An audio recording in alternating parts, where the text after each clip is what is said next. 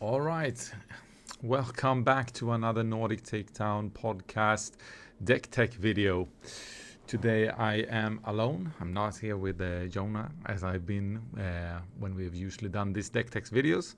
So let me know in the comments if you're missing him on this one and we should always be two or if one is enough. So we are going to keep going on the Colossus train. We released the Anakin Colossus here a few days ago, or a week maybe from this release. And this is another Colossus deck, but this is with Emperor Palpatine, Galactic Ruler from set 1. And is it the best control deck in the jump to light speed? So far, people have not been really too hyped about the control decks. It's also very hard in the beginning to make a good control deck because you don't really know exactly what the meta is going to be. But this is what I've been working at. One of the decks I started working out the earliest with. Like as any control deck, you can switch cards a little bit here and there depending on your local meta and what you expect coming up. So basically, this is the outline of what this deck tech video is going to be about. It's going to be about the deck concept, why Colossus. That part is going to be a little bit similar to the Anakin one, of course. If you've already watched that, we're going to go through the list.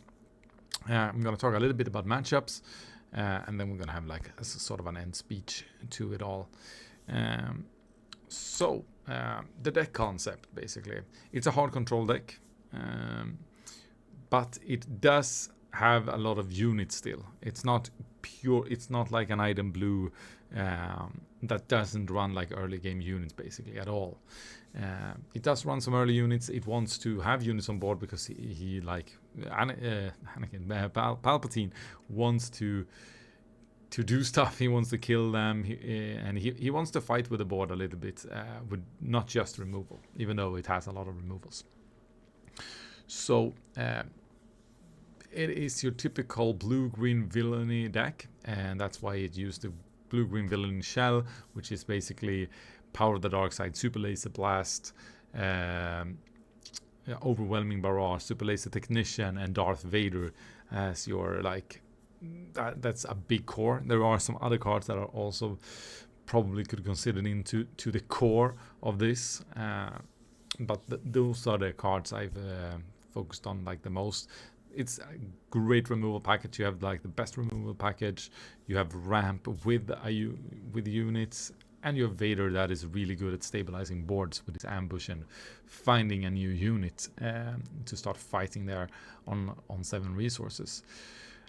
And of course, Super Laser Blast is the only really good board clear we have in the game. I know Super Laser Turbo or something, the 7 cost, the new drop that you can play on a vehicle and just smash everything in an arena. That's pretty close to SLB's power. The Nebula, the blue one that takes everything down except vehicles. That's a trash card, so we are not considering that here. But that's what you get. You get the shell, you get the control, you get the ramp, and the ability to like really make a good use of it as the villain.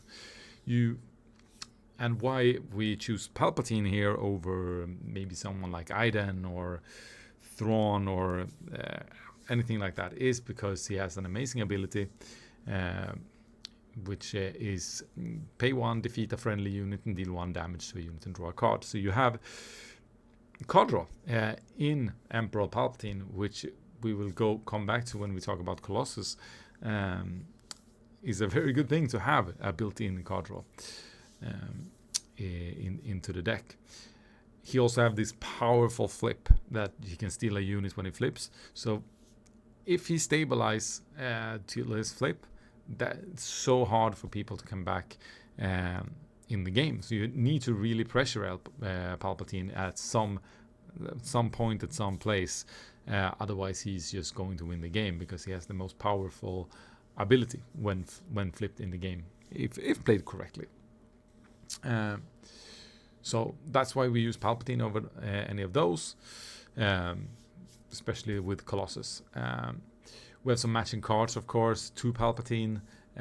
Poggle the Lesser that creates droids, which are great to sacrifice when you play units. We have the Emperor's Royal Guard that gets +1 extra health just by us running Palpatine as a leader. And then we have the big endgame units. There is more than just the Avenger and Devastator. You can run Relentlesses. You can play some of the new big ships. We also, of course, have Snoke, Reinforcement Walkers, and all those stuff as well for this. So that's a little bit about the deck concept. It's a control deck. You want to play it slow. You play it mostly reactively, unless you have the Poggle out first and you want to get a unit.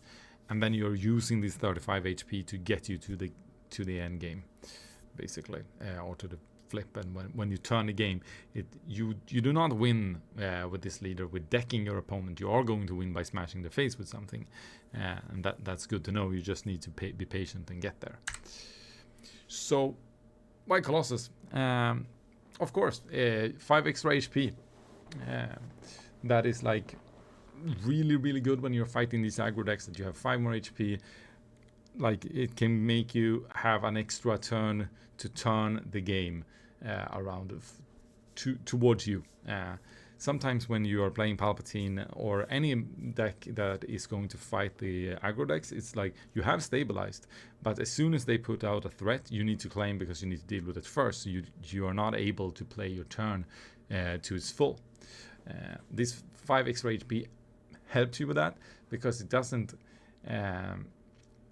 necessarily net you any negatives, except that having less options on hand, of course. You draw 1 less card in your starting hand, which means the starting hand is going to be a little bit trickier. But this is why we play Colossus, to have more HP, because HP is also a resource. So coming to the plus and minuses, of course, the plus is HP is a resource. We can use that and to get to the Palpatine flip. One thing that is really good with this deck is to just stall to the 8th resource, and if you have enough HP, you can just Super Laser Blast, reset, and then take it from there. That is one of the better plays here with the Colossus. That's why when I'm showing later, we're running 3 of them in the main deck. Minuses, of course, is the starting hand.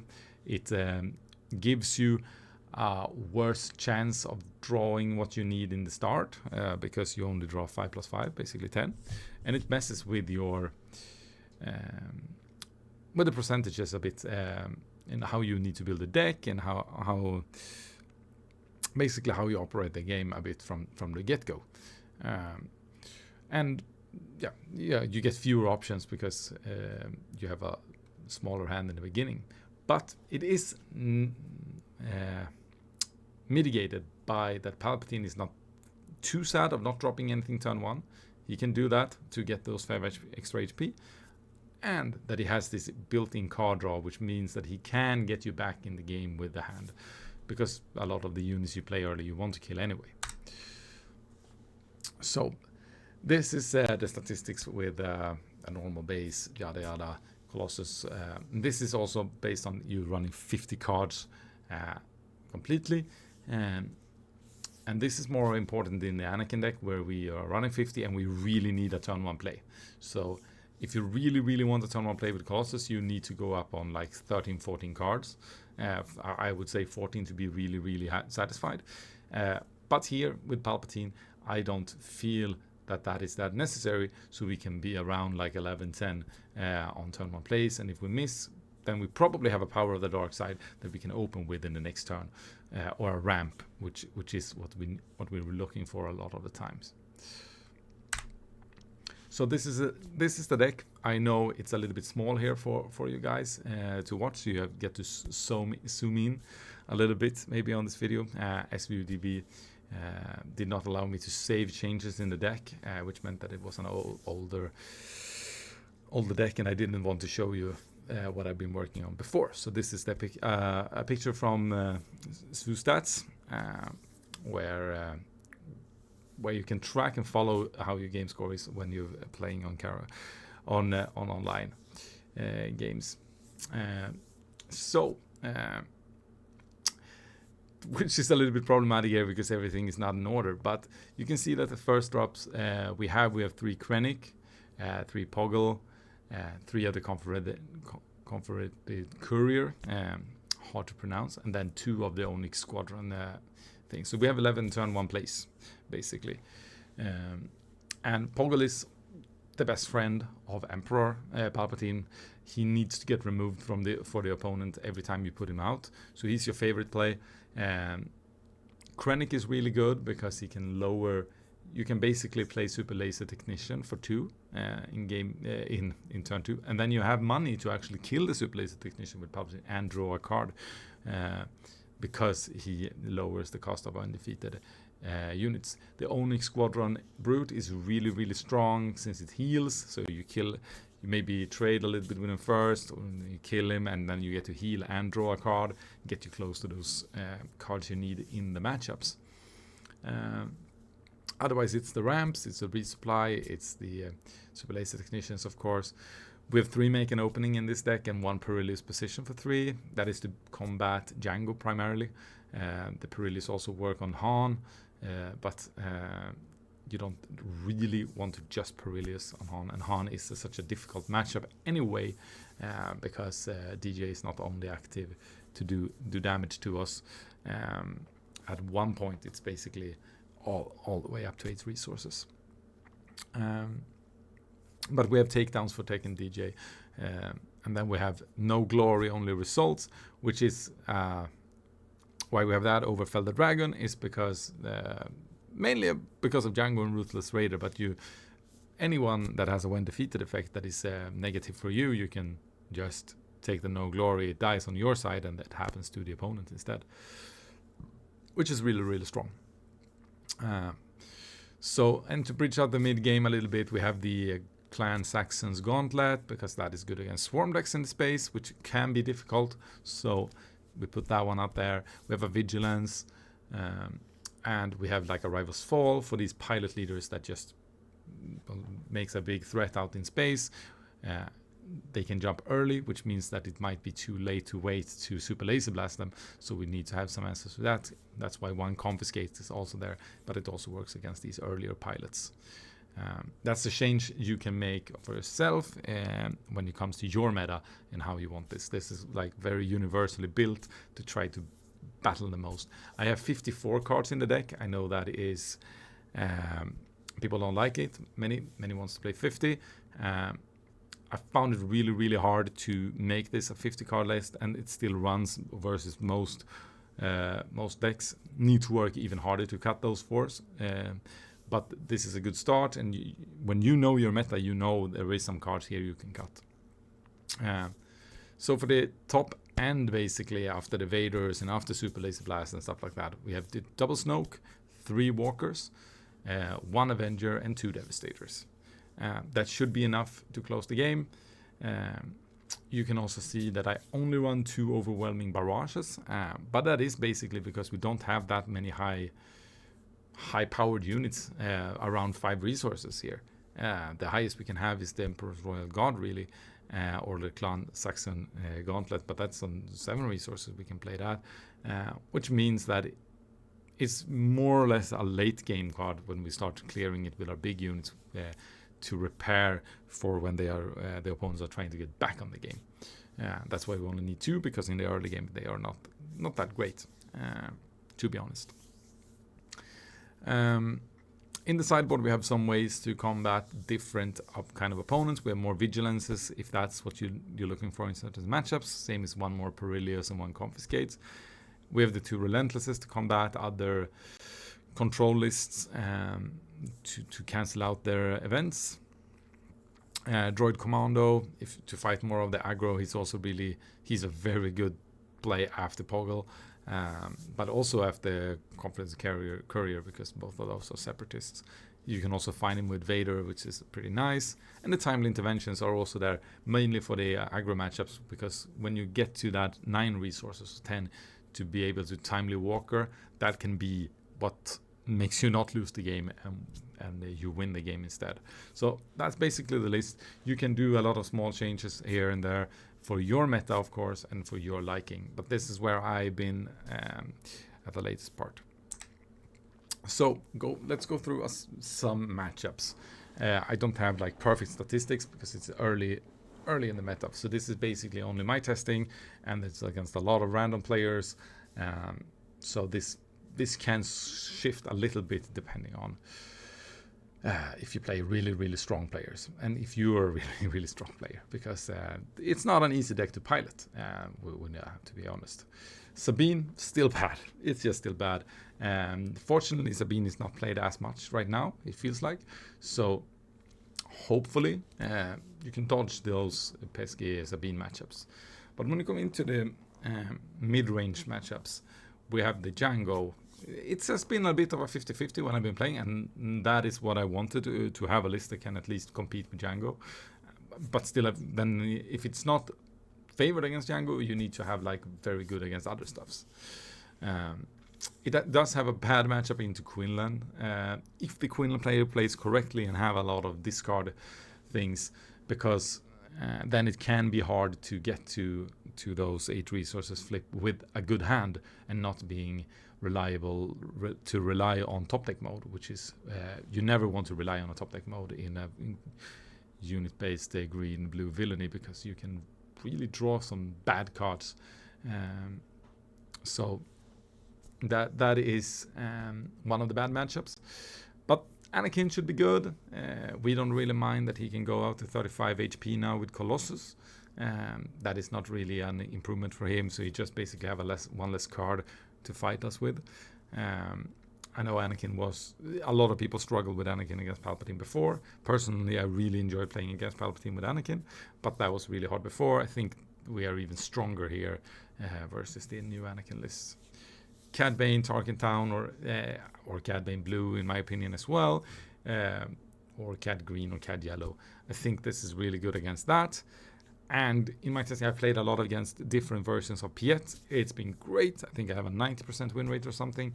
Can't confirm which of the colors right now that I've actually lost to, but and I think Piet is going to be a staple player in this meta, which is really good to have at least a great matchup there. There is a bunch of other things, but in general, aggro is going to be a little bit tough mid-range, unless they have a really hard discard package. You should be in a very good position. And then against other control, since you have this flip with Palpatine, and they cannot pressure you early at all, so they basically have to mill you, or playing these big things and have to be aware, like know that they lose one to you. So that's where we end, and that's the end of this deck tech video basically. There is, as I said, a lot more to explore in this meta, but right now I don't think I've seen any other control deck that actually performs versus the meta. Maybe Kira can come up there. That's more of a soft control, so this is more of a hard control, but Palpatine should be good into Kira. We'll see how much like Kasuda, Sabine takes over the meta, or if it's going to be more of this mid-range with Django, maybe Anakin, and like who knows, Quinlan, and Piet, of course. Because in that sort of a setting, I think that a really good Emperor Palpatine player could be looking pretty good. So I didn't do any honorable mentions of cards because there is so many, like in blue-green villainy. Any basically control card that you find that works in your situation, just try it and put it in. There are some units you can change and try as well. This is a lot of legendaries. Don't you have everything? You can play. If you only have 2 Vaders, play 2 Vaders, 1 Maul. Stuff like that you can do. If you don't have Avenger, play a Relentless instead. Like you can make things happen. It's not set that it has to be these things. So that's basically what I've had, where I'm at with this. If you like this, comment and subscribe, and let us know which other decks you might want us to do deck techs with, or if it's any more in this Colossus series that we're apparently in. So thank you for watching this video, and may the force be with you.